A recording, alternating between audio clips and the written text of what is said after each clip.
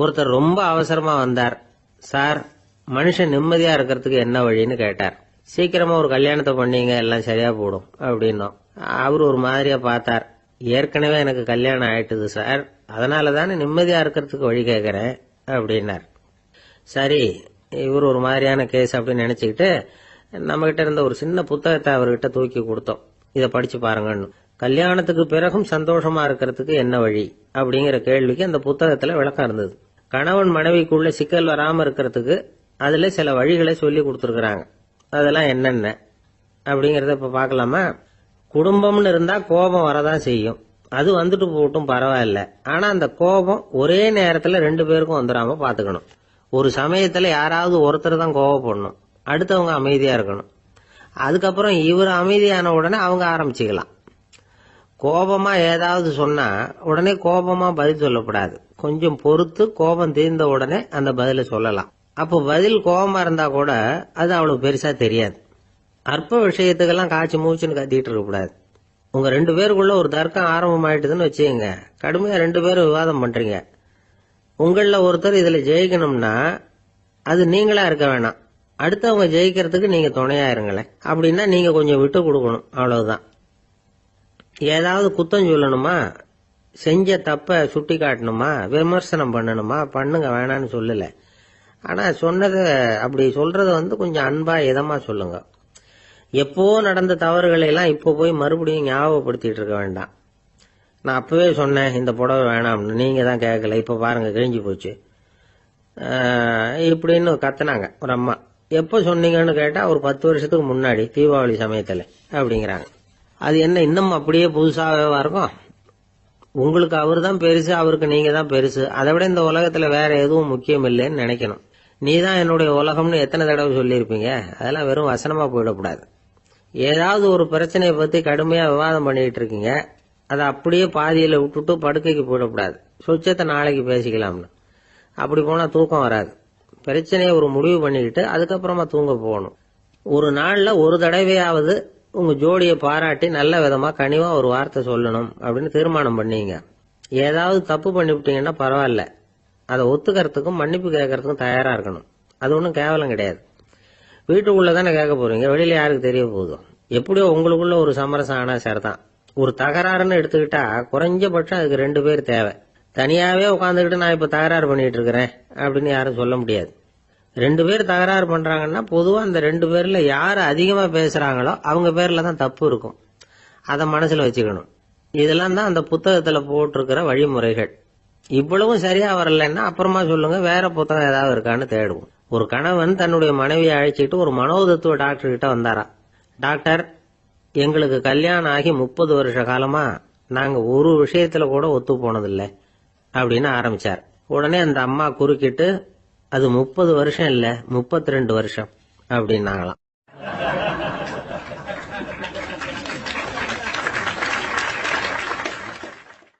சில பேரை இப்படி சொல்றது உண்டு. அடுத்தவங்களை அனுசரிச்சு நடந்துக்க தெரியல, அவன் என்ன சார் மனுஷன் அப்படிம்பாங்க. சக மனிதர்களோட எப்படி பழகிறது அப்படின்னு தெரியாததுனாலேயே பல பேர் இன்னைக்கு சங்கடப்பட்டுக்கிட்டு இருக்கிறாங்க. வசதி வாய்ப்பெல்லாம் சரியா இருக்கும், ஆனா வாழ்க்கை சரியா இருக்காது. இன்னொருத்தர்கிட்ட எப்படி பேசுறது பழகிறதுங்கிறது தெரியாததுனாலதான் இந்த அவஸ்தை. சரி, இந்த அவஸ்தை இல்லாம வாழறது எப்படி? இதுக்கு அனுபவசாலிகள் சில வழிமுறைகளை சொல்றாங்க. அதெல்லாம் என்னென்னங்கிறத இப்ப தெரிஞ்சுக்குவோம். முதல்ல நம்ம நாக்கு நம்ம கண்ட்ரோல்ல இருக்கணும். வார்த்தைகளை கொட்டிவிட்டு அதுக்கப்புறம் அள்ள முடியாம கிடந்து கஷ்டப்படக்கூடாது. எப்படி பேசுறோங்கிறதும் முக்கியம், பேசுறப்ப எப்படி முகத்தை வச்சிருக்கிறோங்கிறதும் முக்கியம். அன்பா பேசினாலும் நல்லா இருக்கும். அப்படி பேசுறப்ப ஆதரவா அவர் தோள் மேல ஒரு கையை போட்டுக்கிட்டு பேசினா இன்னமும் நல்லா இருக்கும். 2வது விஷயம், இன்னொருத்தர்கிட்ட பேசுறப்ப வாக்குறுதிகளை அள்ளி வீசக்கூடாது. கொடுக்கற வாக்குறுதி குறைச்சலா இருக்கணும். அப்படி கொடுத்த வாக்குறுதியை கண்டிப்பா நிறைவேற்றணும். நாம ஒருத்தரை பாராட்டுறோம் அல்லது அவரை பத்தி அபிப்பிராயம் சொல்றோம்னா அது ஆக்கப்பூர்வமா இருக்கணும். நம்ம பாராட்டு அல்லது விமர்சனம் அடுத்தவருடைய முன்னேற்றத்துக்கு உதவுறது மாதிரி இருக்கணும். நாம சொல்றதை கேட்டுட்டு அவன் தலையில கைய வச்சுட்டு உட்காந்துடக்கூடாது. எப்பவும் உற்சாகமா இருக்கணும், முகம் மலர்ச்சியா இருக்கணும். மனுஷன் இருந்தா வருத்தம், கவலை, ஏமாற்றம் எல்லாம் இருக்கதான் செய்யும். அதெல்லாம் மனசுல இருக்கட்டும். அந்த வருத்தமும் கவலையும் ஏமாற்றமும் சேர்ந்துகிட்டு நம்ம முகத்துல இருக்கிற மலர்ச்சியை மூடி மறைக்கிறதுக்கு நாம இடம் கொடுத்துடக்கூடாது. எந்த விஷயத்தை பத்தி யாருகிட்ட பேசினாலும் வெளிப்படையா பேசணும், திறந்த மனசோட பேசணும். மூடி மறைச்சி முன்னு மூங்கிக்கிட்டு இருக்கக்கூடாது. இன்னொருத்தர்கிட்ட பேசுறப்போ விவாதம் பண்ணுங்க, அது தப்பு இல்லை. ஆனா வாதாடிக்கிட்டு இருக்கக்கூடாது. அதாவது என்ன சொல்றாங்கன்னா, டிஸ்கஸ் பண்ணலாம், ஆர்கியூ பண்ணக்கூடாது. நம்ம கிட்ட இருக்கிற நல்ல குணங்களை நாம எடுத்து சொல்லிட்டு இருக்கக்கூடாது. அந்த நல்ல குணங்களே நம்மளை பத்தி எடுத்து சொல்லணும், அது மாதிரி நடந்துக்கணும். அதே மாதிரி அடுத்தவங்க கிட்ட உள்ள கெட்ட குணங்களை பத்தி அவசியம் இல்லாம நாம பேச வேண்டியதில்லை. உங்களை பத்தி யாராவது தப்பா பேசுறாங்களா, அப்படி அவங்க பேசுறதுல உண்மை இல்லையா அப்படின்னா அதை நீங்க பொருட்படுத்த வேண்டியதில்லை, விட்டுடலாம். அது தானா போயிடும். ஒரு 4-5 பேரோட பேசிக்கிட்டு இருந்தீங்கன்னா எல்லாருக்கும் முக்கியத்துவம் கொடுங்க, யாரையும் அலட்சியப்படுத்தாதீங்க. தமாஷா பேசலாம், ஆனா உங்க தமாஷ் அடுத்தவங்களை கேலி பண்றதா இருக்கக்கூடாது. நமக்கு கிடைக்க வேண்டியது கிடைக்கலையே அப்படிங்கிற தவிப்பு நம்ம கிட்ட இருக்கக்கூடாது, அது தேவையில்லை. உங்க செயல்பாடுகள் தெளிவா இருக்கட்டும், பாராட்டு தானா உங்களை தேடிட்டு வரும். இன்னொரு மனுஷனுடைய மனசுல கௌரவமான ஒரு இடத்த பிடிக்கணும்னா நாம இந்த குணத்தை எல்லாம் நம்ம கிட்ட வளர்த்துக்கணும். இதெல்லாம் அனுபவசாலிகள் சொல்லி இருக்கிற குறிப்புகள். இந்த குறிப்புகளை சரியா புரிஞ்சுக்கணும், அது முக்கியம். தப்பா புரிஞ்சுக்கிட்டா என்ன ஆகும் தெரியுமா? இதை கேளுங்க. ஒருத்தர் வந்தார், சார் அடுத்தவங்க தோள் மேல கைய போட்டுக்கிட்டு அன்பா பேசணும்னு சொன்னீங்க, அப்படிதான் பேசினேன். அவரு முதுக கூட தட்டி கொடுத்தேன், என் வேலை போயிட்டுது சார், வீட்டுக்கு அனுப்பிச்சுட்டாங்க அப்படின்னார். யாருகிட்ட அப்படி பேசுனீங்கன்னு கேட்டோம். என் முதலாளி கிட்ட சார் அப்படிங்கிறார் ரொம்ப சோகமா.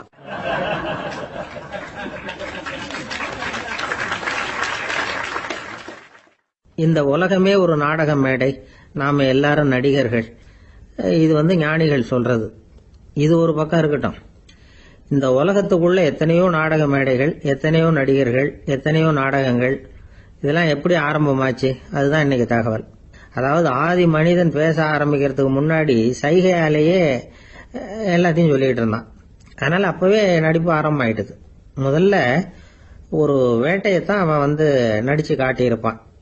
இவன் எப்படி போனான், எதிரில் மிருகம் எப்படி வந்தது, அதோட எப்படி சண்டை போட்டான், எப்படி அடிச்சு கொண்டுட்டு வந்தான், இதை அப்படியே மற்றவங்களுக்கு நடிச்சு காட்டியிருப்பான். ஏன்னா மொழி கிடையாது. இந்த காலத்துல எல்லாம் நாடகங்கள்ல நடிக்கிறவங்கள நடிகர்கள்ங்கிறோம். ஒரு காலத்துல இவங்களுக்கு என்ன பேரு தெரியுமா? திஸ்பியர்கள் அப்படின்னு பேராம். இதுக்கு காரணம் உண்டு. அதாவது 2000 வருஷத்துக்கு முன்னாடி கிரீஸ் நாட்டுல திசிபியஸ் அப்படின்னு ஒரு ஆள் இருந்தான். அவன் ஒரு பெரிய நாடக கலைஞன். அவன் சில இளைஞர்களை சேர்த்துக்கிட்டான், பயிற்சி கொடுத்தான், நாடக குழுவை உருவாக்கினான். நடிகர்களையும் நாடகத்துக்கு தேவையான பொருள்களையும் ஏற்றிக்கிட்டு போறதுக்கு ஒரு வண்டியையும் தயார் பண்ணான். அந்த வண்டியிலேயே அவன் கிரேக்க நாடு பூராவும் சுத்தினான். ஊர் ஊரா நாடகம் போட்டான். ஒரு ஊருக்கு போனதும் அங்க நாடகம் நடத்த தியேட்டர் இருக்கா அப்படிங்கன்னு எல்லாம் பாக்குறது இல்ல அவன். ஏன்னா அப்போலாம் தியேட்டர்னா என்னன்னு தெரியாது. நாடகம்னா அது ஒரு மூடிய கொட்டைக்குள்ளதான் நடத்தணுங்கிறது அப்ப யாருக்குமே தோணல. இந்த வண்டி போகும், அதுவே ஒரு பகுதி, அப்படியே ஒரு மேடை மாதிரி விரிச்சுக்கும். அதுல ஏறி நின்றுகிட்டு நாடகத்தை நடிச்சு காட்டுவாங்களாம். மக்கள்லாம் எதிரில் தரையில உட்காந்து அதை பார்த்துக்கிட்டு இருக்கிறது. உலகத்தின் முதல் நடமாடும் தியேட்டர் இதுதானா. இந்த திசிபியஸ் தான் முதலா உலகத்துல நாடகம்ங்கிற பொழுதுபோக்க நடத்தி காட்டினவன் அப்படின்னு சொல்றாங்க. அவன் சொந்தமா நாடகம் எழுதுனா, நடிச்சான், நாடகத்தை இயக்கினான். அதனாலதான் அவனை first man of the theatre அப்படின்னு சொல்லுவாங்க. அவன் தான் நாடக மேடையின் முன்னோடி. கிரேக்கர் காலத்திலேயே நாடக ஆசிரியர்கள், நடிகர்கள், ரசிகர்கள் இவங்கெல்லாம் உருவாயிட்டாங்களாம். நாடகத்தின் சரித்திரத்துல இந்த 3 பிரிவும் ரொம்ப முக்கியம். அதாவது கிரேக்க தியேட்டர்கள்லாம் திறந்த வெளி மேடைகள் தான். பெரும்பாலும் மலைச்சரிவுகள், அதுவே படிப்படியா பண்ணியிருப்பாங்க. கீழே அரைவட்ட வடிவில் மேடை, அதுக்கு ஆர்கெஸ்ட்ரான்னு பேரு. பிற்காலத்துல இதுல உட்கார்ந்து இசைக்குழுவினர் வாய்ச்சதுனால இசைக்குழுவுக்கே ஆர்கெஸ்ட்ராங்கிற பேர் வந்துட்டது. இப்போ கிரேக்க தியேட்டர்கள்ல ஒண்ணு, அதோட காலம் கிமு 340. அதை இன்னமும் பாதுகாத்து வச்சிருக்கிறாங்களாம். எபிடாரஸ் அப்படிங்கிற இடத்துல அது இருக்குதான். இன்னமும் அந்த தியேட்டரை பயன்படுத்திக்கிட்டு வர்றாங்களாம். சிறந்த கிரேக்க நாடகங்கள்லாம் அங்க நடிக்கிறாங்களாம். ஆரம்ப காலத்திலேயே கட்டணம் கிடையாது. அப்புறம் பின்னாடிதான் நுழைவு கட்டணம்லாம் அப்படியே வந்துட்டுதான். நடிகர்கள் பளபளப்பான ஆடைகள் உடுத்தி இருப்பாங்களாம். இந்த குதிகால் உயர்ந்த காலணிகள் போட்டிருப்பாங்களாம். இதெல்லாம் பழைய குறிப்புகள். பலவிதமான உருவங்கள்ல மாஸ்க் அப்படின்னு சொல்லப்படுற முகமூடி.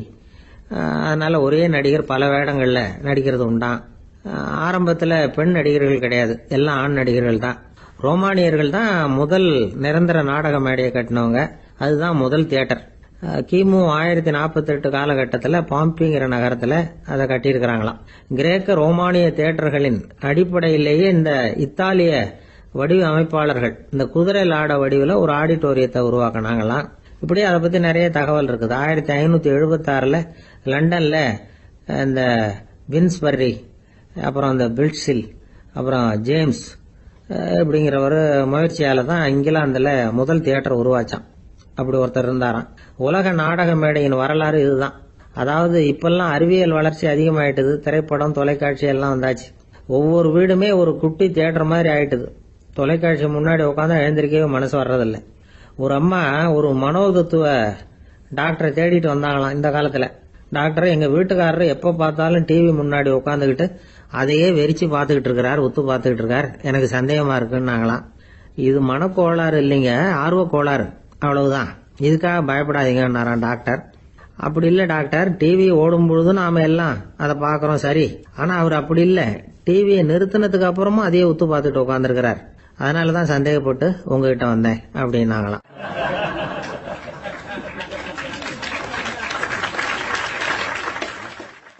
ஒரு சின்ன பையன் வந்தான். அவனை பார்த்து ஒரு கேள்வி கேட்டோம். ஏன்பா உங்க வீட்டில் அம்மா புத்திசாலியா அப்பா புத்திசாலியா அப்படின்னு. அவன் அலட்சியமா நம்மளை பார்த்து சிரிக்கிறான். என்ன சார் இது, இந்த காலத்தில் இது கூட தெரியாமல் இருக்கிறீங்களே அப்படிங்கிறான். ஒரு சின்ன பையன் நம்மளை பார்த்து இப்படி கேட்டு விட்டானே அப்படின்னு நினைக்கிறப்போ நமக்கு ஒரு மாதிரி ஆயிடும். அதுக்கப்புறம்தான் இந்த தாத்தா பாட்டிலாம் சொல்ற ஒரு கதை ஞாபகத்துக்கு வந்தது. அது என்ன கதை தெரியுமா? ஒரு ஊர்ல ஒரு அம்மாவும் பிள்ளையும் இருந்தாங்களாம். அந்த மகனுக்கு திடீர்னு தேசாந்திரம் போய் வரணும்னு ஆசை வந்துட்டுது. ஊர் ஊரா போய் சுத்தி பார்க்கணுங்கிற ஆசை. அந்த அம்மாவுக்கு இது பிடிக்கல. மகனை பிரிஞ்சு இருக்கிறதுக்கு அவங்க மனசு இடம் கொடுக்கல. வேணாப்பான்னு சொல்லி பார்த்தாங்க, அவன் கேட்கல. திடீர்னு புறப்படவும் செஞ்சுட்டான். சரி, இனிமே அவனை தடுக்க முடியாதுன்னு முடிவு பண்ணிட்டாங்க அந்த அம்மா. இருந்தாலும் புத்திசாலித்தனமா ஒரு யோசனை பண்ணாங்க. மகனை கிட்டத்துல கூப்பிட்டாங்க. அவங்ககிட்ட சொன்னாங்க, இதை பாருப்பா, நீ தேசாந்தரம் போறதுன்னு தீர்மானம் பண்ணிவிட்ட, அதை நான் தடுக்கல, போயிட்டு வந்துரு. ஆனா போறதுக்கு முன்னாடி எனக்கு ஒரு வாக்குறுதி கொடுத்துட்டு போ அப்படின்னாங்க. போறப்போ ராத்திரியா இருந்தாலும் பகலா இருந்தாலும் சரி, புளிய மரத்து நிழல்ல தான் தங்கணும். திரும்பி வர்றப்போ இரவும் பகலும் நீ வேப்ப மரத்து நிழல்லே தங்கணும் அப்படின்னாங்க. சரி, அப்படியே செய்யறேன்னு சொல்லி வாக்குறுதி கொடுத்தான் பையன். புறப்பட்டு போனான். போற வழியில புளிய மரத்து நிழல்லே தங்கினான், தூங்கினான். அப்படி போய்கிட்டே இருந்தான். 7வது நாள் அவன் உடம்பு சுகம் இல்லாம போயிட்டுது. ரொம்பவும் பலவீனம் ஆயிட்டான். இனிமே நடக்க முடியாதுங்கிற நிலைமை வந்துட்டுது. யோசிச்சு பார்த்தான். சரி, இதுக்கு மேல போக வேண்டாம் அப்படின்னு முடிவு பண்ணிட்டு திரும்பி வர ஆரம்பிச்சுட்டான். திரும்பி வர்றப்போ வழியில வேப்ப மரத்து நிழல்லையே தங்கி தங்கி வந்தான். நாளுக்கு நாள் உடம்பு சரியா வந்துட்டுது. 7வது நாள் வீட்டுக்கு சேர்றான். உடம்பு பழையபடியே கலகலப்பாயிட்டுது. பூரண சுகம். தேசாந்திரம் போன பையன் திரும்பி வந்துட்டானே அப்படின்னு அந்த அம்மா ஆச்சரியப்படல. ஏன்னா அவங்களுக்கு தெரியும் இப்படி ஆகும்னு. பையன் சீக்கிரமா திரும்பி வரணுங்கிறதுக்காக தான் அவங்க அந்த யோசனையை சொன்னாங்க. என்ன விஷயம்ங்கிறதையும் அவங்களே சொன்னாங்க. மகனே, புளிய மரத்து நிழல் உடம்புக்கு உஷ்ணத்தை கொடுக்கும், சீக்க உண்டாக்கும். அதனால நீ தொடர்ந்து புளிய மரத்து நிழல்ல தங்கினாவே நோய்க்கு ஆளாயிட்ட. அதனால பயணத்தை முடிச்சுக்கிட்டு திரும்பி வரணுங்கிற முடிவுக்கு வந்துட்ட. திரும்பி வர்றப்போ நீ தங்கினது வேப்ப மரத்து நிழல். அது உடம்புக்கு குளிர்ச்சியை தரக்கூடியது, நோயை தீர்க்கக்கூடியது. அதனால சுகமா வீட்டுக்கு சேர்ந்துட்ட. உன்னோட தேசாந்திர பயணத்தை தடுக்கிறதுக்காக தான் இப்படி பண்ணனேன் அப்படின்னாங்களாம் அந்த அம்மா. பாத்தீங்களா அம்மாவோட புத்திசாலித்தனத்தை? அப்பாவா இருந்தா இப்படியா பண்ணுவார்? ஒரு அப்பா பையன்கிட்ட 10 ரூபா கொடுத்து இதை எடுத்துக்கிட்டு அடுத்த ஊருக்கு போய் அங்க இருக்கிற மாமா கிட்ட இதை கொடுத்துட்டு வாடா, வழியில எங்கேயாவது மரத்தடியில படுத்து தூங்கி விடாத அப்படின்னு எச்சரிக்கை பண்ணி அனுப்புனாராம். பையனுக்கு எச்சரிக்கையா வாழறது எப்படிங்கறத கத்து கொடுக்கறதுக்காக இப்படி பண்ணார். அவன் பணத்தை வாங்கிட்டு போனான். அப்பா சொன்னதை மறந்துட்டு ஒரு மரத்தடியில படுத்து தூங்கிட்டான். அவனுக்கு தெரியாம அவன் பின்னாடியே போன அப்பா அவன் கையில இருந்த அந்த 10 ரூபாய் நைஸா எடுத்துட்டு வந்துட்டார். அவன் பையில தானே வச்சிருந்தான், அது தெரியாம எடுத்துட்டு வந்துட்டார். அவன் தூங்கிட்டு இருக்கான். எடுத்துட்டு ஒரு மறுபடியும் வீட்டுக்கு வந்துட்டார். பையன் முழிச்சுக்கிட்டு பைய தடவி பார்க்கறான், பணத்தை காணும். அழுதுகிட்டே திரும்பி வந்தான். அப்பா கிட்ட விஷயத்த சொன்னான். அப்பா சிரிச்சுக்கிட்டே சொன்னார், அதுக்கு தான்ப்பா ஆரம்பத்திலேயே எச்சரிக்கை பண்ணினேன், இனிமேலாவது நீ ஜாக்கிரதையா இருக்கணும் அப்படிங்கிறதுக்காக தான் இப்படி பண்ணினேன். அந்த பணம் எங்கேயும் போயிடல, நான் தான் அதை உனக்கு தெரியாம எடுத்து வச்சிருக்கிறேன். இதோ பாரு அப்படின்னு சொல்லிட்டு சைடு பாக்கெட்ல கையை விட்டா அது ஓட்டையா இருக்கு. அதை எவனோ ஏற்கனவே கத்திரிச்சு எடுத்துட்டு போட்டான். இப்ப அப்பா முகத்துல அசடு வழிஞ்சுதான்.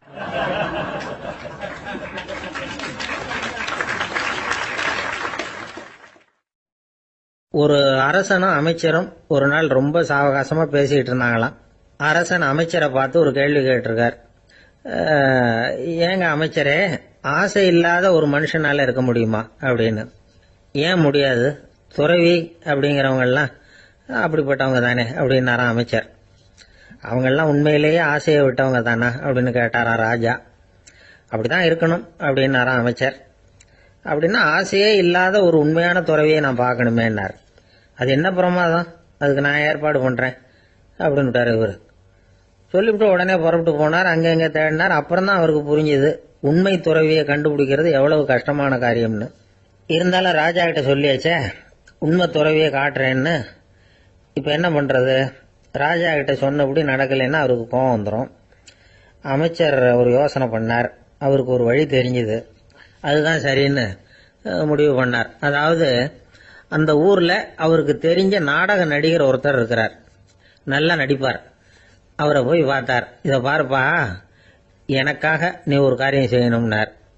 என்னன்னு கேட்டார் அவரு. நீ ஒரு துறவி மாதிரி கொஞ்ச நேரத்துக்கு நடிக்கணும். ராஜா உன்னை பார்த்துட்டு போற வரைக்கும் நடி, அது போதும்.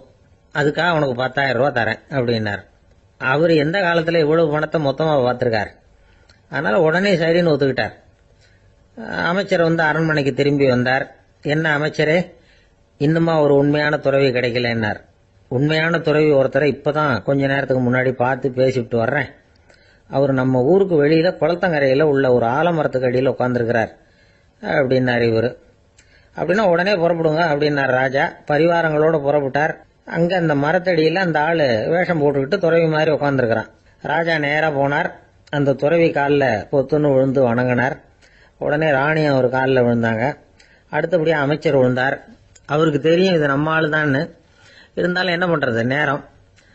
அப்புறம் பரிவாரங்கள்லாம் துறவி காலில் விழுந்து ஆசீர்வாதம் வாங்கிட்டாங்க. ராஜா அப்புறமா தங்கத்தட்டுல பொன்னையும் பொருளையும் வச்சு அந்த துறவி கிட்ட ரொம்ப பணிவா நீட்டுறார். தாங்கள் தயவு பண்ணி இதை ஏத்துக்கணும் அப்படின்னு வேண்டிக்கிட்டார். அந்த துறவி பற்று இல்லாம அதை பார்த்தார். எல்லாத்தையும் திறந்துட்ட எனக்கு இதெல்லாம் எதுக்காக அப்படின்னு சொல்லி அதை மறுத்துட்டாராம். ஆஹா, உண்மையான துறவியை பார்த்துட்டோம் அப்படிங்கிற ஆனந்தம் அரசருக்கு. ரொம்ப நிம்மதியா திருப்தியா திரும்பி வந்தார் அரண்மனைக்கு. அதுக்கப்புறம் அமைச்சர் யாருக்கும் தெரியாம அந்த துறவிகிட்ட ஓடினார். சொன்ன பிரகாரம் பணத்தை நீட்டினார். இந்தப்பா, நான் உங்ககிட்ட சொன்னபடி 10,000 ரூபாய் பணம் எடுத்துக்கோ அப்படின்னார். அந்த ஆளு ராஜா கிட்ட சொன்னது மாதிரியே எல்லாத்தையும் திறந்துட்ட எனக்கு இதெல்லாம் எதுக்காக, வேணாம் அப்படின்னு விட்டாராம். நடிச்ச வரைக்கும் போதும்பா, இனிமே இந்த நாடக வசனம்லாம் வேணாம், வேஷத்தை கலைச்சிரு, பணத்தை வாங்கிக்கொண்டார். இல்லைங்க, இது வேஷம் இல்ல, இது வசனமும் இல்ல, இது உண்மை.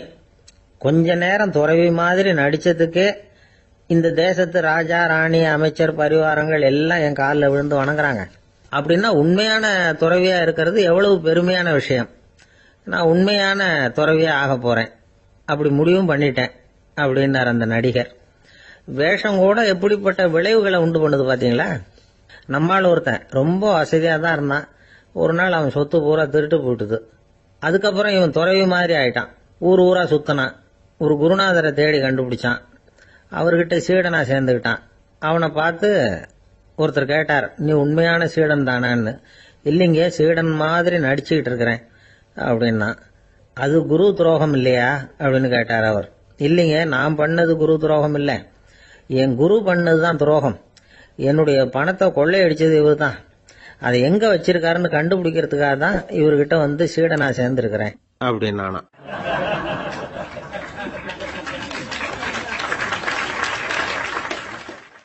ஒரு ஆள் இருந்தான், நிறைய பணம் சம்பாதிச்சான். ஆனா செலவு பண்ண மனசு வரல, கருமி. அவன் என்ன பண்ணா, சேர்த்த பணம் பூராவையும் ஒரு மரத்தடியில புதைச்சு வச்சிருந்தான். வாரத்துக்கு ஒரு தடவை அந்த மரத்தடிக்கு வருவான். புதைச்ச இடத்த ஆவலோட பார்த்துக்கிட்டு இருப்பான். அதுக்கப்புறம் போயிடுவான். அவ்வளவுதான். ஒரு நாள் ஒரு திருடன் வந்தான். இவன் புதைச்சி வச்சிருந்ததெல்லாம் எடுத்துட்டு போட்டான். இது தெரிஞ்சு போச்சு. அந்த கருமி புலம்ப ஆரம்பிச்சுட்டான். இவன் புலம்பலை கேட்டதும் அக்கம் பக்கத்தில் இருந்தவங்க எல்லாம் ஓடி வந்தாங்க. என்ன விஷயம்னு விசாரிச்சாங்க. இவன் சொன்னான். ஒரு பெரியவர் கேட்டார், ஏன்பா வாரம் வந்து இந்த இடத்த பாக்குறதாக சொன்னியே, எப்பவாவது இதுல இருக்கிற பணத்தை எடுத்து செலவு பண்ணிருக்கியா அப்படின்னு கேட்டார். நான் அப்பப்போ வந்து அதை பாக்குறது தான் வழக்கம், அதை தொட்டதே இல்லைன்னு அவன். சரி அப்படின்னா இப்பவும் நீ அதே மாதிரி வாரம் ஒரு தடவை வந்து இந்த இடத்த பார்த்துட்டு போகலாமே அப்படின்னாராம் அந்த பெரியவர். அதுவும் சரிதானே, எவ்வளவு காலமானாலும் அவன் அந்த பணத்தை எடுத்து செலவு பண்ண போறதில்ல. அப்படி இருக்கிறப்ப உள்ளே பணம் இருந்தாலும் ஒண்ணுதான், இல்லாம போனாலும் ஒண்ணுதான். இதுல இருந்து என்ன புரியுதுன்னா, ஒருத்தர்கிட்ட இருக்கிற பணத்தை கொண்டு அவர் பணக்காரரா ஏழையா அப்படின்னு முடிவு செய்யறது சரியில்லை. அந்த செல்வத்தை அனுபவிக்கிற திறன், பயன்படுத்துற திறன், அதை வச்சுதான் அவர் ஏழையா பணக்காரரா அப்படிங்கறத நிர்ணயம் பண்ணணும். அதுதான் சரி. செலவு பண்ண தெரியாதவன் சேகரம் பண்ணிட்டே இருக்கிறதுனால என்ன பிரயோஜனம்? தலைமுடியே இல்லாதவன் தாராளமா சீப்புகளை வாங்கி சேகரம் பண்றது மாதிரி தானே இது. சில சமயம் செலவு பண்ண நாம தயாரா இருந்தா கூட அந்த செல்வம் நமக்கு பயன்படுறதில்ல. அரேபியாவில் ஒரு நகை வியாபாரி விலை உயர்ந்த முத்துக்களை எல்லாம் அவர் வச்சு வியாபாரம் பண்ணிட்டு இருந்தார். அவர் ஒரு சமயம் ஒரு பாலைவனம் வழியா போயிட்டு இருக்கிறார் ஒட்டகத்துல. அப்போ திடீர்னு கடுமையான புயல் வீச ஆரம்பிச்சுட்டுது. திசை தவறி இவர் எங்கேயோ வந்துட்டார். கூட வந்தவங்களையும் காணல, எங்க போனாங்களோ தெரியல. இவர் ரொம்ப பயந்து போய் அங்கேயும் எங்கேயுமா அலைஞ்சு திரியிறார். வழியே தெரியல. பசி கடுமையாயிட்டுது. ஒட்டகத்து முதுகுல ஒரு மூட்டை இருந்தது. அதை பிரிச்சு பார்த்தார். உள்ள ஏதாவது இருக்கான்னு தேடி பார்க்கறார். அது வரைக்கும் கண்ணுல தட்டுப்படாத அபூர்வமான ஒரு பை கண்ணில் பட்டுது. ஆஹா, அதுல ஏதாவது சாப்பிட்றதுக்கு இருக்கும் அப்படின்னு நினைச்சு ஆவலா அதை பிரிச்சு பார்க்கறார். அந்த பையில விலை உயர்ந்த முத்துக்கள் நிறைய இருந்துதான். அப்பதான் அவர் நினைச்சாராம், விலை உயர்ந்த முத்துக்கள் கூட சாப்பிடுறதுக்கு உணவாக முடியாது அப்படிங்கறத புரிஞ்சுக்கிட்டாராம். எந்த நேரத்துல எது நமக்கு தேவையோ அது நமக்கு தாராளமா கிடைக்கணும். அப்படி அது கிடைக்கிறதுக்கு நம்ம கிட்ட இருக்கிற செல்வம் பயன்படணும். அது நமக்கும் பயன்படலாம், நம்ம மூலமா அடுத்தவங்களுக்கும் பயன்படலாம். அதுதான் செல்வத்தின் பயன். ஒரு மரத்தடியில ஒருத்தன் உட்காந்து அழுதுகிட்டு இருந்தான். அந்த பக்கமா வந்த இன்னொருத்தன் ஏப்பா அழுதுகிட்டு இருக்கிறேன்னு கேட்டான். இந்த இடத்துலதான் பூமிக்கு அடியில பணம் இருக்குது, புதைச்ச இடம் தெரியல, அதான் அழறேன் அப்படின்னா. நல்லா ஞாபகப்படுத்தி பாரு, எந்த இடத்துல புதைச்ச அப்படின்னு கேட்டான் இவன். அது எப்படி எனக்கு தெரியும், புதைச்சு வச்சிருக்கிறவன் நான் இல்லையே, எங்க எழுத்து வீட்டுக்காரன் அப்படின்னானா இவன்.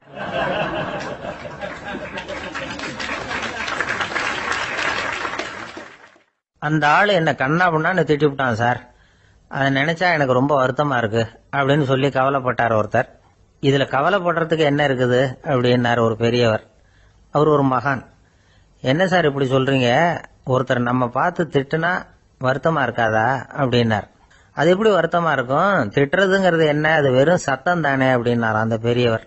நம்ம ஆளுக்கு தலையை பிச்சுக்கலாம் போல இருந்தது. இருக்காத அப்படின்னா நமக்கு அப்படித்தானே தோணுது.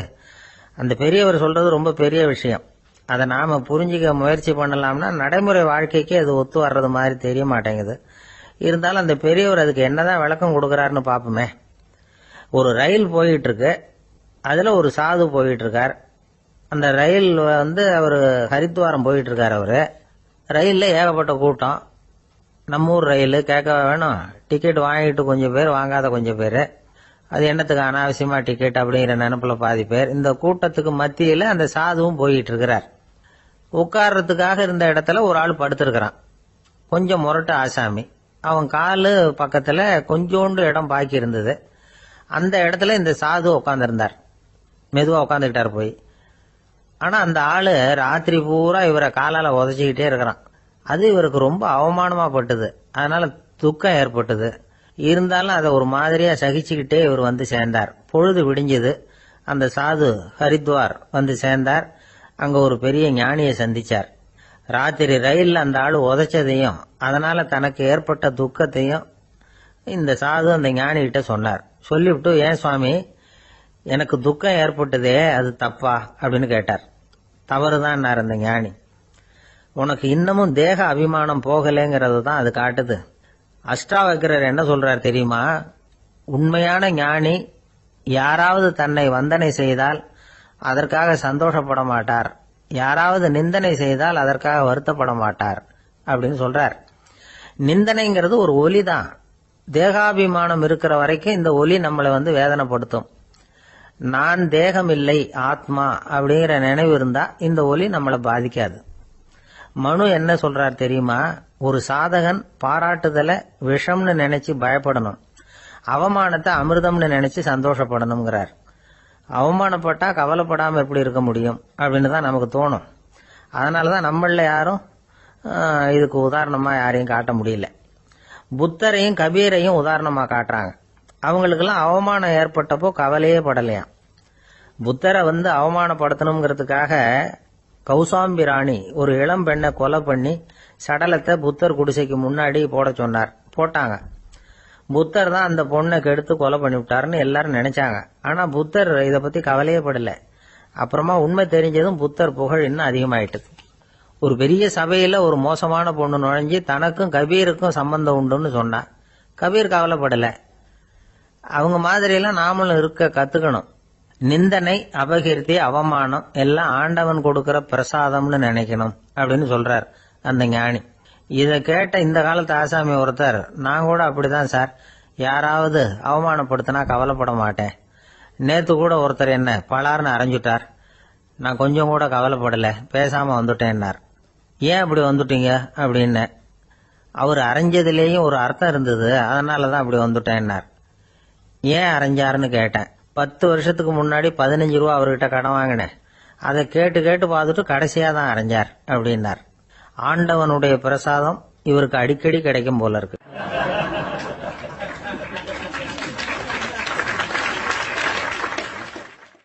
ஒரு பல்கலைக்கழகம், அங்க ஒரு இலக்கிய பேராசிரியர், அவர் பாடம் நடத்திட்டு இருந்தார். ராபர்ட் பிரவுனிங் எழுதிய கவிதைகளை பத்தி சொல்லிட்டு இருக்கிறார்.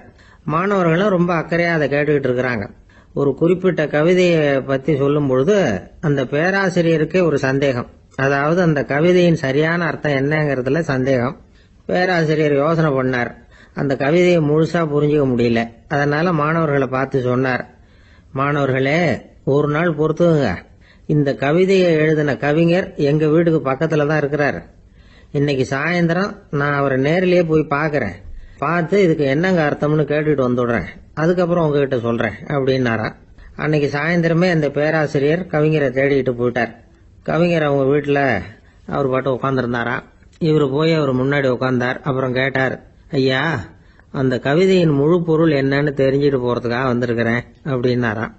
எந்த கவிதை அப்படின்னாராம் அவரு. இவர் அந்த கவிதையை சொல்லியிருக்கார். கவிஞர் கொஞ்சம் யோசனை பண்ணிவிட்டு அப்புறம் சொன்னாராம், பேராசிரியரே, நீங்க கொஞ்சம் தாமதமா வந்துட்டீங்கன்னாராம். இவருக்கு ஒன்னும் புரியல. நீங்க என்ன சொல்றீங்க, நான் தாமதமா வந்துட்டேனா? நீங்க தான் உயிரோட இருக்கிறீங்களே, அப்படி இருக்கும்போது நான் தாமதமா வந்துட்டேன்னா அது எப்படி அப்படின்னு இவர் குழம்பி இருக்கிறார்.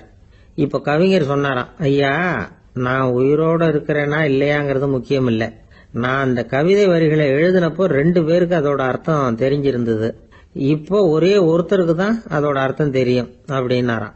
பேராசிரியர் யோசனை பண்ணிருக்கார். அப்படின்னா அந்த ஒருத்தர் கவிஞர் ராபர்ட் பிரவுனிங்கை தவிர வேற யாரா இருக்க முடியும்? இவர் தான் அப்படிங்கறத அவர் மனசுல நினைச்சுக்கிட்டார். அதனால சொன்னார், ஐயா, நான் தாமதமா வரல, அந்த கவிதையின் பொருள் என்ன அது சொல்லுங்கன்னார். பேராசிரியரே, நான் சொல்றது உங்களுக்கு புரியலன்னு நினைக்கிறேன். நான் இந்த வரிகளை எழுதினப்போ 2 பேருக்கு அதோட அர்த்தம் தெரிஞ்சிருந்தது. அந்த 2 பேர் யாருன்னா, ஒருத்தர் ராபர்ட் பிரவுனிங், அதாவது நான், இன்னொருத்தர் கடவுள். இப்போ அது கடவுளுக்கு மட்டும்தான் தெரியும். நானே இதை பத்தி பல தடவை யோசனை பண்ணி பார்த்தேன். இது ரொம்ப அழகானது, ஆனாலும் ரொம்ப வழுக்கலானது. அதை பிடிச்சிட்டோம்னு நினைச்சிட்டு இருக்கும் பொழுதே காத்து மாதிரி அது உங்ககிட்ட இருந்து ஓடி போயிடுது. எனக்கு ரொம்பவும் வருத்தமா தான் இருக்குது. நிச்சயமா நான் தான் இந்த வரிகளை எழுதியிருக்கிறேன், அதுல அர்த்தம் இருக்குங்கிறது எனக்கு தெரியும், அதை நான் உணர்றேன். ஆனா நீங்க என்ன மன்னிக்கணும், எனக்கே கூட அதை என்னால விளக்க முடியல. அப்படி இருக்கும் பொழுது உங்களுக்கு எப்படி அதை நான் விளக்க முடியும் அப்படின்னாரா அந்த கவிஞர். அனுபவிக்கப்படக்கூடிய எல்லாமே விளக்கப்படக்கூடிய ஒன்றல்ல, விளக்கப்படும் எல்லாமே அனுபவிக்கப்படக்கூடிய ஒன்றல்ல அப்படிங்கிறது ஞானிகளுடைய கருத்து. அதுக்காக தான் அந்த சம்பவம். வாழ்க்கையில நீங்கள் தொடர்ந்து ஆய்வு செய்து கொண்டே இருக்கக்கூடிய விளக்கங்களை ஒருபோதும் அடைய முடியாத பரிமாணங்கள் இருக்கிறதுனால தான் அது அலுப்பு தட்டாம இருக்குது. உங்களால நிறைய அனுபவிக்க முடியும். இருந்தாலும் நீங்கள் அனுபவித்து அறிந்த விஷயங்கள் கூட வார்த்தைகளால விளக்கப்பட முடிவதில்லை அப்படிங்கிறது பெரியோர் சிந்தனை. இதெல்லாம் ஒரு பக்கம் இருக்கட்டும். நமக்கு தெரிஞ்ச பேராசிரியர் ஒருத்தர் 1 மணி நேரம் ரொம்ப விவரமா வகுப்பு எடுத்தார். கடைசியா சொன்னார், மாணவர்களே, ரொம்பவும் எளிமையா விளக்கமா எல்லா விவரமும் சொல்லியிருக்கிறேன். அதனால இதுல உங்களுக்கு சந்தேகம் வர்றதுக்கு வாய்ப்பே இல்லை. இருந்தாலும் கேட்க வேண்டிய கடமை கேட்கிறேன். இதுவரைக்கும் நடத்தினதுல யாருக்காவது ஏதாவது சந்தேகம் உண்டா அப்படின்னு கேட்டாராம். எனக்கு ஒரே ஒரு சந்தேகம் தான் சார் அப்படின்னு எழுந்திரிச்சு நிக்கிறான் ஒருத்தன். என்னன்னு கேட்டாராம். இதுவரைக்கும் நீங்க என்ன பாடம் சார் நடத்துனீங்க அப்படின்னானா அவன்.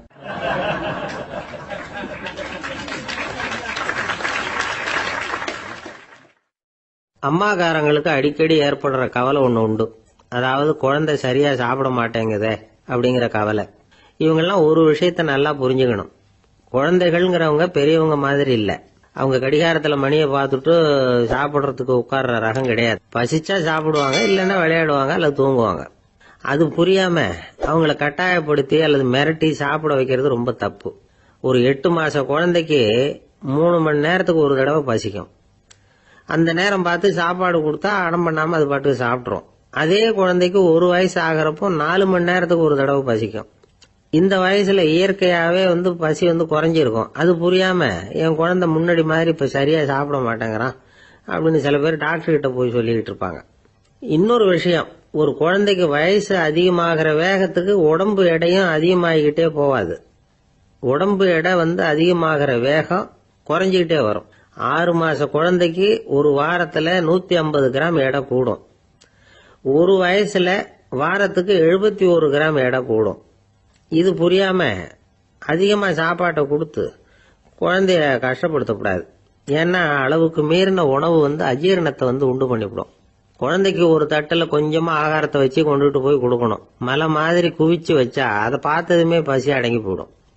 அடிச்சு மிரட்டி பயமுறுத்தி குழந்தைய சாப்பிட வைக்கிற பழக்கம் இருக்கு பாருங்க. அதுக்கு ஃபுட் ஃபோர்சிங் அப்படின்னு பேரு. இப்படி பண்ணுனா குழந்தைக்கு சாப்பாட்டுல விருப்பம் குறைஞ்சிரும். அதை கண்டாவே வெறுக்க ஆரம்பிச்சிரும். அது மாதிரி உளம் சார்ந்த பசி குறைவு, சைக்கோஜெனிக் அனோரெக்சியா, அது ஏற்படுமா. சாப்பாடுங்கிறதே ஒரு தண்டனை மாதிரி தோணும். குழந்தைகளுக்கு பிடிச்ச மாதிரியான ஆகாரத்தை கொடுக்கணும். சத்து அதிகம் இருக்குங்கிறதுக்காக அதுக்கு பிடிக்காத ஆகாரத்தை கொடுத்து கட்டாயப்படுத்தக்கூடாது. குழந்தைகளுக்கு 2 வயசு ஆகிறப்போ இயற்கையாவே எதிர்மறை குணம் உண்டாகும். அதாவது அந்த எதிர்மறையா பேசுறது. இது மாதிரி சமயங்கள்ல நாம என்ன சொல்றோமோ அதுக்கு நேர்மாறா நடந்துக்கும். ஏட்டிக்கு போட்டி. சாப்பிட சொன்னா விளையாட போவோம், விளையாட சொன்னா சாப்பாடு கேட்கும். இதை புரிஞ்சுக்கிட்டு நடந்துக்கணும். குழந்தை சொன்ன பேச்சை கேட்கலேன்னு கோவப்படக்கூடாது. குழந்தை வளர வளர பிடிவாத குணம் வர்றது சகஜம்.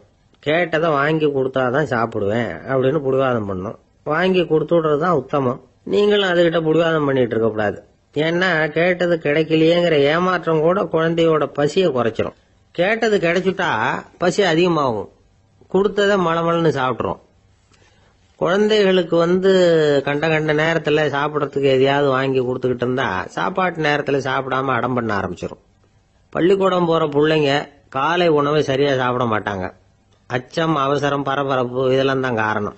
பள்ளிக்கு புறப்படுறதுக்கு ஒரு 3/4 மணி நேரத்துக்கு முன்னாடியே சாப்பாடு போட்டுருங்க, அது சரியா போடும்.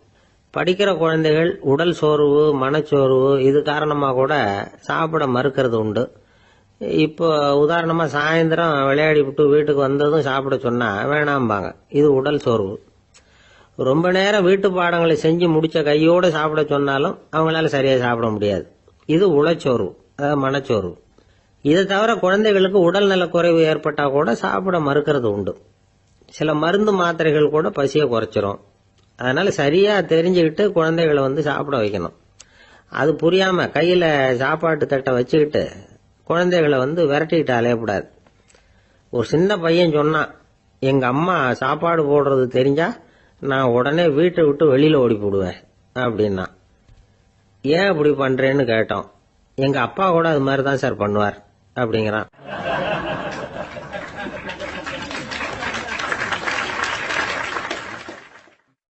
பந்திக்கு முந்தர ஆசாமிகள் நம்மள பல பேர் உண்டு.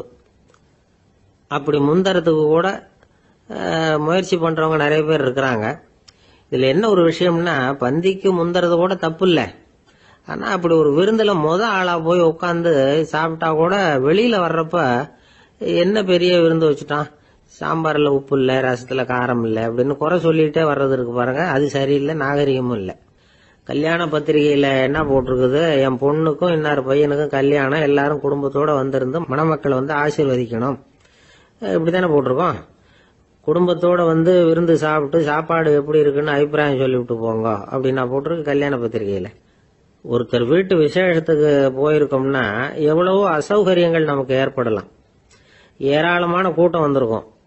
எல்லாரையும் அவங்க வந்து தனித்தனியா கவனிச்சுக்கிட்டு இருக்க முடியாது. நாம தான் அனுசரிச்சு நடந்துக்கணும். நாமளா போய் வாழ்த்த வேண்டியவங்களை வாழ்த்தி விட்டு வந்து சேரணும். அதை விட்டுட்டு பத்திரிக்கை கொடுத்தானேன்னு போனேன், கவனிப்பே சரியில்லை அப்படின்னு புலம்பிக்கிட்டு இருக்கக்கூடாது. ஒரு விருந்துக்கு போனா அங்க எப்படி நடந்துக்கணும் அப்படிங்கறத பத்தி கூட அனுபவசாலிகள் சில விவரங்கள்லாம் சொல்லியிருக்கிறாங்க. இந்த காலத்துல கல்யாணம், பிறந்த நாள், அது இதுன்னு நிறைய விருந்துகள் நடக்குது. அதெல்லாம் எதுக்காக? மனித உறவுகளை வளர்த்துக்கிறதுக்காக தான், வேற எதுக்கு? ஒரு விருந்துக்கு போனா அமைதியா பொறுமையா போய் உட்காரணும். அடிச்சு பிடிச்சிக்கிட்டு இடத்த பிடிக்க போறேன் அப்படின்னு நிக்கக்கூடாது. முதல் பந்தி நடந்துகிட்டு இருந்தா அது முடிஞ்சு இலை எடுத்து சுத்தம் பண்ணதுக்கு அப்புறம் போய் உட்கார்றது தான் நாகரீகம். இலை எடுக்கிறதுக்கு முன்னாடியே அங்க போய் உட்காந்தா நல்லா இருக்காது. நீங்க சாப்பிட்டுட்டு உட்காந்துருக்கீங்களா, சாப்பிட்றதுக்கு உட்காந்துருக்கீங்களா, பாக்குறவங்களுக்கு சந்தேகம் வந்துடும். அதே மாதிரி இலையில எல்லா ஐட்டமும் பரிமாறினதுக்கு அப்புறம் சாப்பிட ஆரம்பிக்கணும். ஒவ்வொரு ஐட்டமா வைக்க வைக்க நாம பாட்டுக்கு எடுத்து உள்ள தள்ளிட்டே இருந்தோம்னா எதை வச்சோம் எதை வைக்கலன்னு பரிமாறினவரே குழம்பி போயிடுவார். ஏன்னா எப்ப பார்த்தாலும் இலை காலியாவே இருக்கும். சாப்பிட்றப்போ உங்க சாப்பாட்டையே நீங்க கவனிக்கணும். அடுத்தவங்க இலையில என்ன இருக்கு, பக்கத்துல இருக்கிறவர் எதை அதிகமா சாப்பிடுறார், இதெல்லாம் நமக்கு என்னத்துக்கு? எல்லாரும் சாப்பிட்டு முடிக்கிற வரைக்கும் பொறுமையா இருக்கிறது தான் நல்லது. நீங்க மட்டும் திடீர்னு பாதியில எழுந்திருச்சு பக்கத்துல இருக்கிறவங்களுக்கு சங்கடமா இருக்குமேங்கிறதெல்லாம் யோசிக்காம நீங்க பாட்டு எழுந்திரிச்சு போக கூடாது. பக்கத்துல உள்ளவங்க உங்களை எழுந்திருக்க சொன்னா எழுந்திரிச்சு போகலாம். விருந்துகள்ல சாப்பாட்டை வீணாக்கிறதே ஒரு நாகரிகமா போட்டுது. இந்த காலத்துல சாப்பாட்டுக்கே கஷ்டப்பட்டுக்கிட்டு பல பேர் இந்த உலகத்துல இருக்கிறப்போ சாப்பாட்டை வீணாக்குறது எவ்வளவு பெரிய மோசம்ங்கிறத நினைச்சு பார்க்கணும். வேணுங்கிற அளவுக்கு கேட்டு வாங்கி சாப்பிடுறது தான் முறை.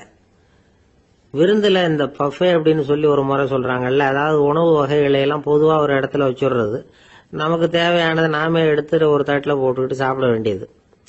இதுல கூட சில பேர் தேவைக்கு அதிகமா எடுத்து போட்டுக்கிட்டு வீணாக்குறாங்க. சில சமயம் வந்து கடைசியா சாப்பிட போறவங்களுக்கு எல்லா ஐட்டமும் கிடைக்காம போகலாம். அதை போய் பெருசு பண்ணிட்டு இருக்க கூடாது. என்ன சார் இந்த அளவுக்கு கூடவா நாகரிகம் தெரியாம இருக்கிறோம், இதை போய் பெருசா சொல்ல வந்துட்டீங்களே அப்படின்னு நினைக்கலாம். ஒருத்தர் 2 பேருக்கு இந்த விவரம் தேவைப்படலாம். அவங்க காதலையும் இது விழட்டுமேங்கிறதுக்காக தான் இது. ஒரு பெரிய கல்யாண விருந்து நடந்துகிட்டு இருந்தது. விருந்து மண்டபத்து வாசல்ல ஒருத்தர் நின்றுகிட்டு வர்றவங்களையெல்லாம் ரொம்ப மரியாதையா வணங்கி உள்ள அனுப்பி வச்சுக்கிட்டு இருந்தார். எப்படி தெரியுமா? வர்றவங்க கையெல்லாம் பிடிச்சி முத்தம் கொடுத்து அதுக்கப்புறம் உள்ள அனுப்பி வச்சுக்கிட்டு இருந்தாராம்.